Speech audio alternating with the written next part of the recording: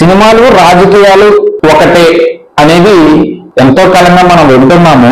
అయితే ఇక్కడ సినిమాలు రాజకీయాలు ఒకటే కాదనకపోవచ్చు, కానీ రాజకీయాల్లో ప్రజలు మిమ్మల్ని నమ్ముకుని మీకు ఓట్లేసి గెలిపించిన తర్వాత ప్రజలకు ఏది అవసరమో అది చేయాల్సిన బాధ్యత కావచ్చు, అది ఇంకోటి కావచ్చు, అది మీ మీద ఉంది. ప్రజలకు ఏది అవసరమో అది కాకుండా ప్రజలకి అవసరం లేని అంశాలని రాజకీయ నాయకులు ప్రస్తావించడం అనేది నిజంగా సిగ్గుచేటు అనేది చెప్పుకోవాలి. సో ఇలాంటి పరిస్థితుల్లో ప్రజలు బుద్ధి చెప్పినా సరే, అంటే కుక్కతో ఒక వంకర అని అంటారు చూసారా, ఆ విధంగా ప్రజలు ఎన్నిసార్లు బుద్ధి చెప్పినా కొన్ని బ్రతుకులు మారవు కదా. ఇప్పటికీ మీకు అర్థమైపోయి ఉంటుంది నేను ఎవరి గురించి మాట్లాడాను అని. అదేనండి, మాజీ నీటిపారుదల శాఖ మంత్రి అంబటి రాంబాబు గారి గురించి. ఆయన అధికారంలో ఉన్నప్పుడు ఎమ్మెల్యేగా గెలిచి మంత్రిగా పనిచేస్తున్న సమయంలో పోలవరం ప్రాజెక్టు గురించి అప్డేట్స్ ఇస్తారేమో ఈయన ప్రెస్ మీట్ పెట్టారు అని అనుకునే లోపే వచ్చి పవన్ కళ్యాణ్ సినిమా కలెక్షన్ ఎంత, పవన్ కళ్యాణ్ సినిమా పేరు ఈ పేరు పెడితే బాగుంటది లేదా ఆ పేరు పెడితే బాగుంటది అని చెప్పి ప్రెస్ ముందుకు వచ్చి సినిమా కలెక్షన్ గురించి, సినిమా పేర్ల గురించి, ఆ ప్రొడక్షన్ గురించి అంబటి రాంబాబు మాట్లాడేవాడు. సరే, ఇలాంటి వ్యక్తిని మనం అనవసరంగా గెలిపించామే, ఇలాంటి వాడికి బుద్ధి వచ్చేలాగా మనం చెయ్యాలని చెప్పి సత్తెనపల్లి ప్రజలు అంబటి రాంబాబుకి బుద్ధి చెప్పారు. ఒక్కతో ఒక వంకర నిన్న కన్నాను చూసారా, అదే విధంగా ఎంత బుద్ధి చెప్పినా మనం ఎంత ఇస్త్రీ చేసినా ఒక్కతో ఒక వంకర వెళ్ళిపోద్ది కదా. అదే విధంగా అంబటి రాంబాబు గారు ప్రజలు బుద్ధి చెప్పినా సరే ఆయనకి బుద్ధి రాలేదు కదా. కనీసం ఆయన కళ్ళు తెరుచుకోలేని పరిస్థితి, ఆయన జ్ఞానం ఎటుపోయిందో తెలియని పరిస్థితి. కూటమి ప్రభుత్వం వచ్చి 6 నెలలు అయింది కదా. ఈ 6 నెలల్లో ప్రభుత్వం ప్రజలకు ఏది అవసరమో ఏది మంచో అది చేస్తా ఉంది. సరే, సినిమా ఫీల్డ్ కూడా ఈ ప్రజల్లో ఒక భాగమే కాబట్టి సినిమా పరిశ్రమకి ఏం అవసరమో వాళ్ళకి ఏది అవసరమో అది ఈ 6 నెలల్లో మనకు చాలా స్పష్టంగా కనిపిస్తా ఉంది. మనం చూసుకుంటే ఈ కూటమి ప్రభుత్వం వచ్చిన తర్వాత రాష్ట్రంలో విడుదలైన పెద్ద సినిమా ఏది అనేది కనుక మనం చూసుకుంటే కూటమి ప్రభుత్వం వచ్చిన తర్వాతే కల్కి సినిమా రిలీజ్ అయింది, దేవరా సినిమా రిలీజ్ అయింది. సో వీటికి భారీ ఎత్తున ప్రమోషన్స్ ఇచ్చారు, టికెట్ రేట్లు పెంచుకునే విధంగా అవకాశాలు ఇచ్చారు, థియేటర్లో ప్రీమియర్ షోలు అంటే మిడ్ నైట్ షోలు పడే విధంగా పే ప్రీమియర్స్ పడేలాగా అవకాశాలు ఇచ్చారు. అది మన కళ్ళకు కనిపిస్తా ఉంది, చెవికి వినిపిస్తా ఉంది. ఈ కుక్కతో వంకర బ్యాచ్ ఉంటారు చూసారా, వీళ్ళకి వేరే పని ఉండదండి. మనం రాజకీయాల్లోకి ఎందుకు వచ్చామో, ఏది మాట్లాడాలో, ఎందుకు మాట్లాడాలో తెలియని, ఇలాంటి అసలు వాళ్ళని ఎలా సంబోధించాలో కూడా తెలియని పరిస్థితి. మరి అలాంటి వ్యక్తుల్ని మనం పీట నుంచి కూర్చోబెడితే ఏమవుతుందో గత 5 ఏళ్లలో చూశారు. అయినా సరే వాళ్ళు బుద్ధి వస్తుంది, బుద్ధి చెప్పే ప్రయత్నం చేసినా సరే వాళ్ళకి ఇంకా బుద్ధి రాదు. అంబటి రాంబాబు ఏం మాట్లాడుతున్నారు ఈ రోజు, దేవరా సినిమా అప్పుడు అంటే ఎన్టీఆర్ సినిమా అప్పుడు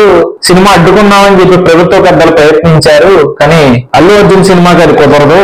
అల్లు అర్జున్ పుష్ప ఇంటర్నేషనల్ స్టార్ అయిపోయారు, ఆయనకు అర్థం వస్తే తోసుకెళ్ళిపోతారు, దూసుకెళ్ళిపోతారు, తొక్కెళ్ళిపోతారు అని పెద్ద పెద్ద మాటలు మాట్లాడుతా ఉన్నాడు అంబటి రాంబాబు. సార్, అంబటి రాంబాబు గారు మీ పని ఏంటి, మీరు మీడియా ముందుకు వచ్చి మాట్లాడుతున్నా ఏంటి, మీకు సినిమాల మీద ఇంట్రెస్ట్ ఉందనేది మాకు అర్థం అవుతుంది. ఆయన దువ్వాడ శ్రీనివాస్ గారు మాధురి గారితో కలిసి ఏదో సినిమా తీశారు. ఆయనకి సినిమాలంటే ఇంట్రెస్ట్ ఉండబట్టే కదా మరి ఆయన మీడియా ముందుకు వచ్చి సినిమాల గురించి, సినిమా కలెక్షన్ గురించి మాట్లాడతారు కదా. సో ఆయన దువ్వెల మాధురి గారిని పెట్టుకుని దువ్వాడ శ్రీనివాస్ గారు సినిమా తీసుకున్నట్టు మీరు కూడా సుకన్యనో శ్రీకన్యనో పెట్టుకుని ఓ సినిమా తీసుకుని మీ సినిమా పిచ్చి పోగొట్టుకోండి. అంతేగాని పక్క హీరోని గెలికి, వాళ్ళ హీరో ఫ్యాన్స్ ని గెలికి, దాని ద్వారా ప్రభుత్వం మీద వ్యతిరేక భావాలను తీసుకొచ్చి ఒక హీరోకి ఇంకొక హీరోకి మధ్య విభేదాలు సృష్టించాలనో లేక వాళ్ళ ఫ్యాన్స్ మధ్య గొడవలు పెట్టాలనే ఇలాంటి పనికిమాల చర్యలు మానుకుంటే కొంచెం గౌరవంగా దక్కుతుంది ప్రజలు. ఒక పక్కేమో సినిమా హీరోలందరూ మేము ఒకటా అని చెప్తారు, మేమంతా ఒకటే, అభిమానులు కూడా అలాగే ఉండాలి, అందరికీ మంచి అని చెప్పి వాళ్ళందరూ చెప్తున్నారు. కానీ మీరేం చేస్తా ఉన్నారు, మీడియాల ముందుకు వచ్చి వాళ్ళ హీరో ఫ్యాన్స్ కి వీళ్ళ హీరో ఫ్యాన్స్ కి గొడవలు పెట్టే విధంగా మాట్లాడుతూ ఉన్నారు. అలాగే ప్రభుత్వం మీద ఆ హీరో ఫ్యాన్స్ కి వ్యతిరేకత రావాలని చెప్పి ఏదో చేయాలని ప్రయత్నం చేస్తా ఉన్నారు. ఒకటి గుర్తుపెట్టుకోండి, అంటే ఎలక్షన్ టైంలో అల్లు అర్జున్ గారు వైసీపీ నాయకుడి ఇంటికి వెళ్ళారు. పవన్ కళ్యాణ్ కూటమి ప్రభుత్వం ఉన్నప్పటికీ, కూటమి పార్టీలో ఉన్నప్పటికీ కూడా అప్పటికి అల్లు అర్జున్ వాళ్ళ ఇంటికి వెళ్ళారని చెప్పి ఈ కూటమి సంబంధించిన అభిమానులందరూ కూడా అల్లు అర్జున్ ని పక్కన పెట్టేశారనో లేదంటే ఆయన మీద నెగిటివిటీ వచ్చేసిందనో మీరు అనుకుని ఈ రోజు ఆ ప్రయత్నాన్ని ప్రజల మీద రుద్దాలనో లేదంటే కూటమి ప్రభుత్వానికి వ్యతిరేకంగా మార్చాలనో మీరు ఎన్ని విశ్వ ప్రయత్నాలు చేసినా అది ఎలాంటి ఉపయోగం ఉండదు. ఒకటి మాత్రం వాస్తవం అంబటి రాంబాబు గారు, నేను ఇందాక చెప్పినట్టు మీరు కూడా ఆ శ్రీకన్య సుకన్య ఎవరో గంట అరగంటలు ఉన్నారు కదా, వాళ్ళని పెట్టిన సినిమా తీసుకోండి. ఆ సినిమాకి ఏం పేరు పెట్టాలో మీరు సినిమా పూజ చేసి కొబ్బరికాయ కొట్టిన తర్వాత ఓ ప్రెస్ మీట్ పెట్టండి. అసలు నన్ను కూడా పిలవండి, నేను కూడా వస్తాను. మీకు ఏదైనా సజెషన్స్ కావాలంటే ఇచ్చి పెడతాను. సినిమా కలెక్షన్ పరంగా మీ సినిమాకి ఎంత ఖర్చు పెట్టాలి, ఏ ప్రొడక్షన్ వాల్యూ ప్రకారం మీ సినిమా తీయొచ్చు.